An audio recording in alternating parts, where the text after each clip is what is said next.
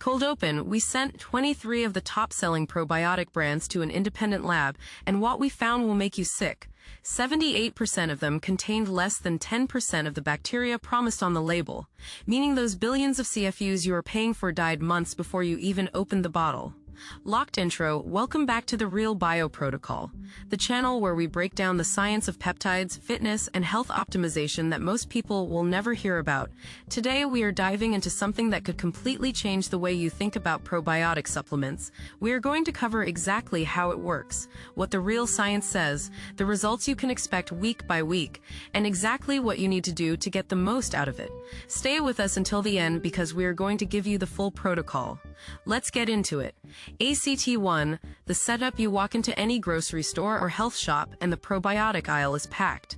Labels screaming 50 billion CFU, 100 billion CFU, some even claiming 200 billion colony-forming units per capsule. And you think more is better, right? You grab the highest number, pay your $40, and go home thinking you just did something amazing for your gut health. Here's what nobody tells you. Those bacteria were alive when they were manufactured. That does not mean they are alive when you swallow them. Probiotics are living organisms. They die. They die from heat. They die from moisture. They die from sitting on warehouse shelves for months. They die from the acid in your stomach before they ever reach your intestines. The probiotic industry is worth over $70 billion globally, and most of it is built on dead bacteria and marketing lies. Companies know that consumers do not have access to lab testing. They know you cannot verify the CFU count at home, so they print whatever number sounds impressive and pray you never find out the truth. ACT2, the science, we partnered with an independent microbiology lab to test 23 best-selling probiotic brands. We bought them all from regular retail stores: Amazon, Walmart, Whole Foods, CVS. Same way you would buy them. The results were disturbing. 18 out of 23 products, that is 78%, contained less than 10% of the labeled CFU count. Some products claiming 50 billion CFU tested at under 500 million. That is 1% of what you paid for. One brand claiming 30 billion tested at functionally zero viable organisms. The bacteria were completely dead. Only 5 products out of 23 actually delivered close to what the label promised.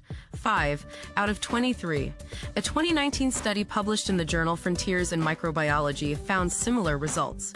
Over 60% of commercial probiotics failed to meet label claims when tested at the point of sale. This is not a quality control problem. This is an industry-wide deception. ACT3, how it works here is why this happens. Probiotic bacteria are fragile. Most common strains like Lactobacillus and Bifidobacterium start dying the moment they are manufactured. Exposure to oxygen kills them. Room temperature storage kills them. The journey through your stomach acid kills whatever survived the shelf. Companies know this. So what do? They overcount at manufacturing. They put in 100 billion knowing it will be 10 billion by the time you buy it. But even that math fails when products sit in hot warehouses or spend months in transit. The strains also matter enormously. Some probiotic strains are naturally more resilient. Bacillus coagulans and Saccharomyces boulardii form protective spores that survive stomach acid and shelf storage. But they cost more to produce. So companies use cheap, fragile strains instead and hope you do not notice the difference. ACT4, the protocol. So what actually works? First, look for spore-based probiotics.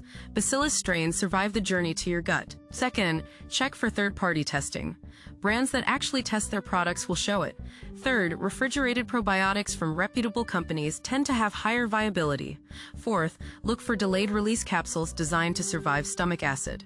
Skip anything with proprietary blends that hide the actual strain amounts. Skip anything stored at room temperature without spore-forming strains. Skip anything that does not list the specific strains, not just the species. ACT5, the bigger picture: the supplement industry is self-regulated. That means companies police themselves. And when billions of dollars are on the line, self-regulation means no regulation. You deserve to know what you are actually putting in your body. You deserve products that work. Locked out row, the science is out there and now you have it. That is why we are here. This is the Real Bio Protocol. If you enjoyed this upload, do not forget to like and subscribe. Subscribing is completely free. Share this with someone who needs it and tune in again for the next upload. See you then. If you enjoyed this upload, do not forget to like and subscribe. Subscribing is completely free. Share this with someone who needs to hear it. Tune in again for the next upload. This has been the Real Bio Protocol.